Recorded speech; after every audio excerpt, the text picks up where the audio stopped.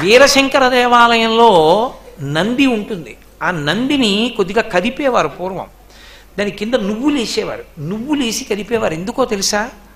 దానికి ఒక విచిత్రం ఉండేది. దాని కింద రంధ్రం ఉండేది ఆ చరణంది కింద. ఆ నువ్వులు వేసి కదిపితే ఆ నువ్వులు దాని కింద నలిగి నూనె బొట్లు కింద పడేవి.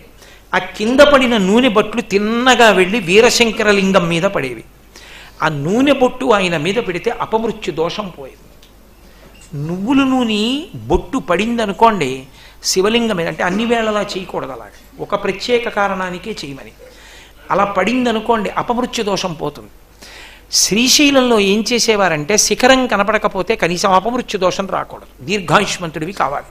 అందుకే నువ్వులు వేయించి తిప్పేవారు. కానీ కాలక్రమంలో ఆ దేవాలయానికి అనేక మాటలు పునర్నిర్మాణం చేయడం, మరమ్మతులు చేయడంలో రంధ్రం మూసుకుపోయింది.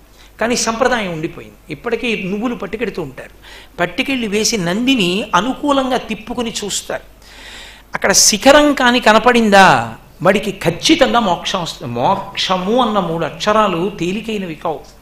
అదే సామాన్యమైన విషయం కాదు. అది అసలు కోట్ల కోట్ల మందిలో ఎవరో ఒకడు పొందుతాడు.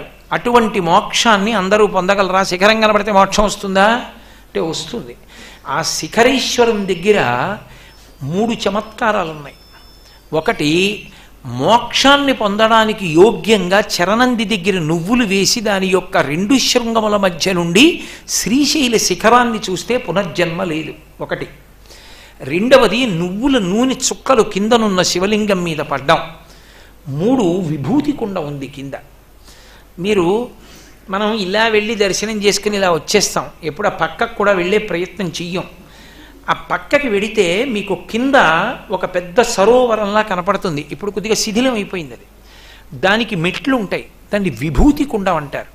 విభూతి అన్న మాటకి అర్థం ఏంటంటే మహదైశ్వర్యము అని. సమస్త ఐశ్వర్యములు దేని యందు ఉంటాయో దాన్ని విభూతి అని పిలుస్తారు.